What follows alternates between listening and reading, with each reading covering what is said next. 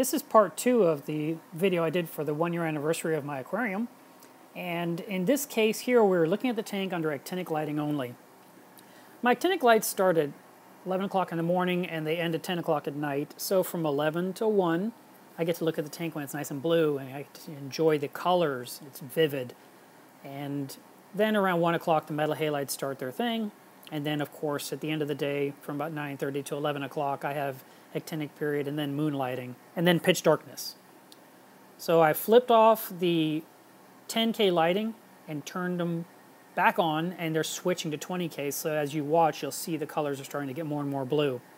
I know you prefer all your tanks looking blue, and I get it. But I think a white light bath is good for coral growth. Look how beautiful these couple of corals look right here. Just about 8 weeks ago, they looked terrible. The bird's nest really took a hit, but there's all kinds of green growth in there, and it's just a matter of me pulling it out and maybe trimming off the good stuff. We'll see. Lots of corals have been with me since tiny little frags. I put them in the tank, I try not to touch them, and I let them just do their thing.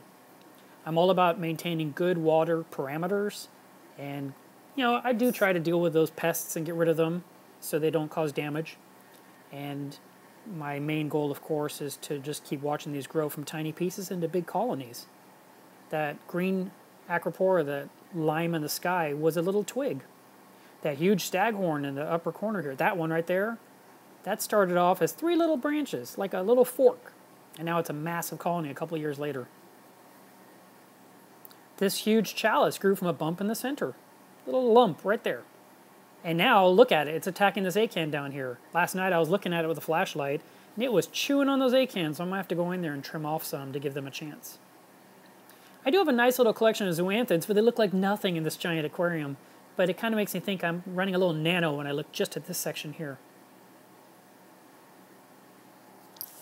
There's a bird's nest right there, a lobo, chalice, even a cool maze coral that's been with me a long time that's been healing up. A lot of it had died back. I just never give up.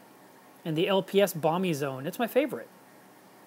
There's activity, it's soft, it's colorful, but there's other things in here, like this acan right here, that tiger cowrie. That thing is awesome, but it hasn't done any damage whatsoever. I do have an anemone that's wandered around. And look at the size of this chalice.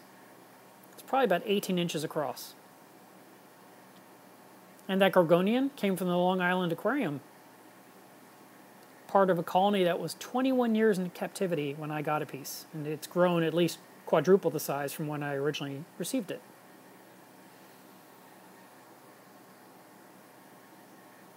I'm always looking closely at the rock, trying to see what interesting critters are there. And look at Spock. When she wants to move, she can move quick. That was nothing. Trust me, she can get to the other end of the tank in a blink of an eye. Right now, she's relatively content.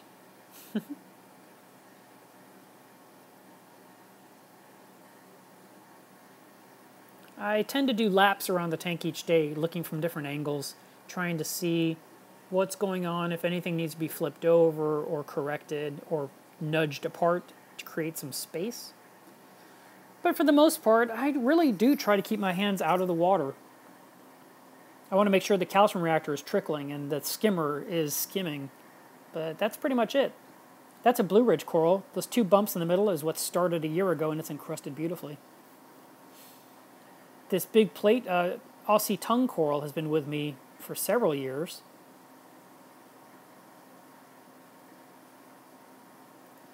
And other things come in as they grow near each other. When I move them apart, all of a sudden I have a new frag.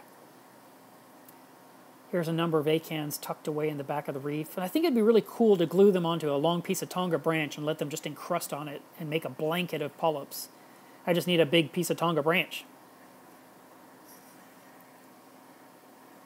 There's even a few leather corals in here. Of course, look at all the hammers. Here's one of many Monties in my tank. This one has blue polyps, so it's really cool looking when you get in there with a macro lens. They're light blue.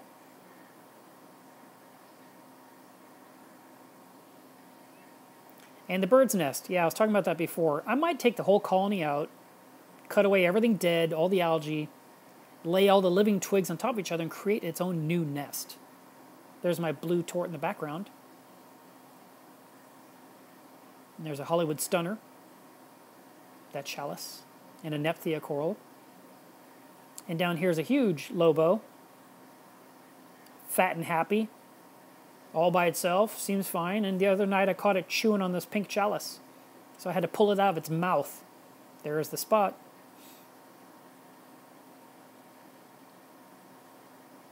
Here's one of many of the Fungia corals in my tank. There's probably at least 20 or 30 in my reef. And as one plate dies, if I just leave the skeleton alone, babies come out. So, I mean, there's no reason to ever give up on those, because you always get more. In the background there, I'm trying to get this to focus. That's a Acropora that was brown forever, and it finally turned purple and green and beautiful. It's probably a Tyree Acropora valida. And this right here is a mustard-colored Samacora, which is kind of unusual because most times when you hear of Samacora, it's a green coral.